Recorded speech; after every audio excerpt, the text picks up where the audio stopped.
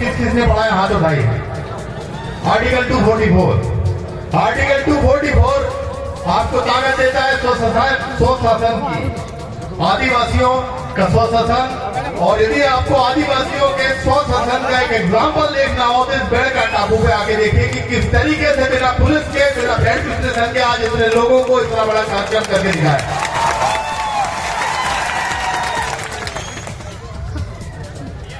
ये जो धरती है, सोम, माही और जाखम नदियों का जो संगम है, जहां पर ये जो बेड़का टापू है, मैं इसको बेड़ेश्वर नहीं कहूंगा क्योंकि शुरुआत अतिक्रमण की नाम से होती है। जब भेड़ के साथ ईश्वर जोड़ दिया जाता है तो भेड़ेश्वर होता है। मैं भेड़ेश्वर नाम नहीं बोलूंगा, मैं भेड़ का टापू ही बोलूंगा।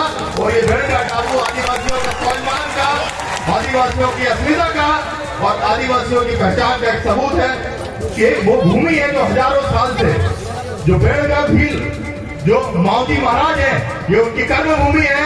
और इस कर्म भूमि को हम लेकर रहेंगे। और इस वजह से मैं आज राजस्थान के मुख्यमंत्री को चेतावनी देना चाहता हूँ कि अपने राजस्व रिकॉर्ड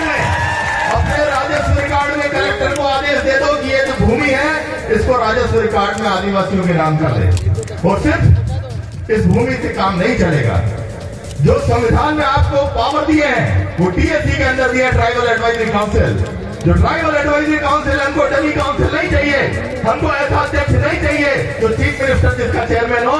उदयपुर का जो टीएससी का कार्यालय है उस पर भील प्रदेश और इस आदिवासी परिवार का कब्जा होना चाहिए।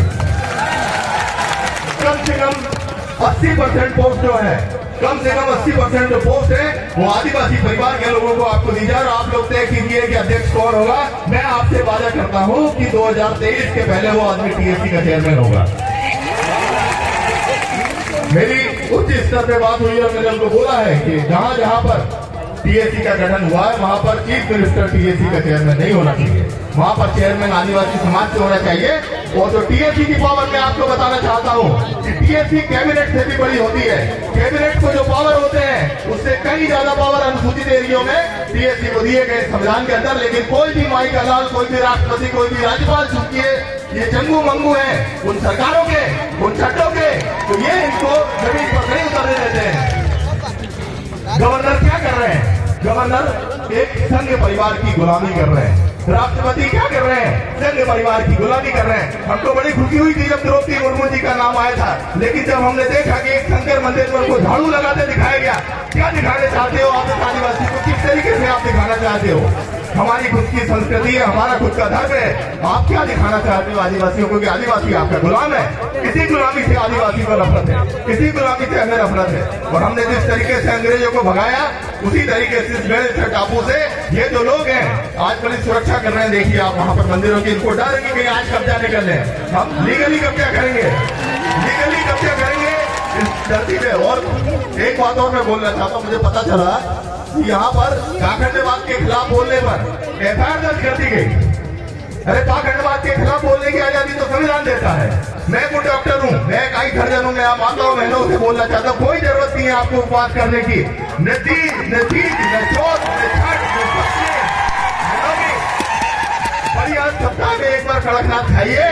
अरे कड़कनाथ का पालन हम करते हैं और कड़कनाथ क्या बोल रहा है? ये पाखंडी, ये पुजारी, ये कड़कनाथ खा रहे हैं, ये राजनीति के सौदागर कड़कनाथ खा रहे हैं। हमको कड़कनाथ खाने की जरूरत है। उन माताओं बहनों में कड़कनाथ में आयरन होता है। सब्जी खाइए, दूध खाइए, अंडा खाइए, खूब खाइए और खूब मेहनत करिए। यदि आप लोग अच्छा नहीं खाएंगे तो आपके बच्चे कुपोषित हो जाएंगे, आपके बच्चे कुपोषित हो जाएंगे, आपका डीएनए कमजोर हो जाएगा। यही तो ये लोग चाहते हैं कि आप लोग उपवास रहो, 8-8 10 दिन आप उपवास रहिए। तो हमको इस पाखंडवाद से दूर होना है। जहां तक संस्कृति का अधिनियम का सवाल है, मैं आपको बहुत सारे उदाहरण दे सकता हूँ। महाकालेश्वर का नाम आपने सुना होगा। महाकालेश्वर की स्थापना किसने की? उज्जैन की स्थापना किसने की? गर्दभील ने की। गर्दभील के कुल देवता थे। गर्दभील का लड़का जो था उसका नाम राजा विक्रमादित्य था। राजा विक्रमादित्य के कुल देवता है। छत्तीसगढ़ के अंदर बमलेश्वरी माई है, बमलेश्वरी बताई है, वो इसी विक्रमादित्य की कुल देवी थी। आप आज जाके देखिए कि बमलेश्वरी में भी कब्जा है टीपुओं का और उज्जैन में भी कब्जा है। ओंकारेश्वर के अंदर, ओंकारेश्वर की स्थापना राजा मंदाता जो थे नादुवील ने ओमकारेश्वर की स्थापना की। आज आप ओमकारेश्वर में जाके देखिए, ओमकारेश्वर में उन्हीं लोगों का कब्जा है। तो यदि आप लोगों ने आवाज नहीं उठाई तो धीरे धीरे कर आपके जितने भी आस्था स्थल है, 90% जो आस्था स्थल है वो पहाड़ों में है। वो पहाड़ों में कौन रहता था? आदिवासी रहते थे। वहां जो देवी देवता किसके हैं? आदिवासियों के हैं। सारे ये यूपी बिहार के पंडे कहां से आ गए? हमारे संस्थानों पे, हमारे आस्था स्थलों पे हमको कब्जा करना होगा। हम संवैधानिक तरीके से, हम जो लोग हैं संविधान को मानने वाले लोग हैं, हमको मजबूर मत करिए कि हम बिरसा मुंडा और टंटिया भील के रास्ते पे जाए। हमको चुपचाप हमारे अधिकार, हमको चुपचाप हमारे आस्था स्थल सौंप दीजिए।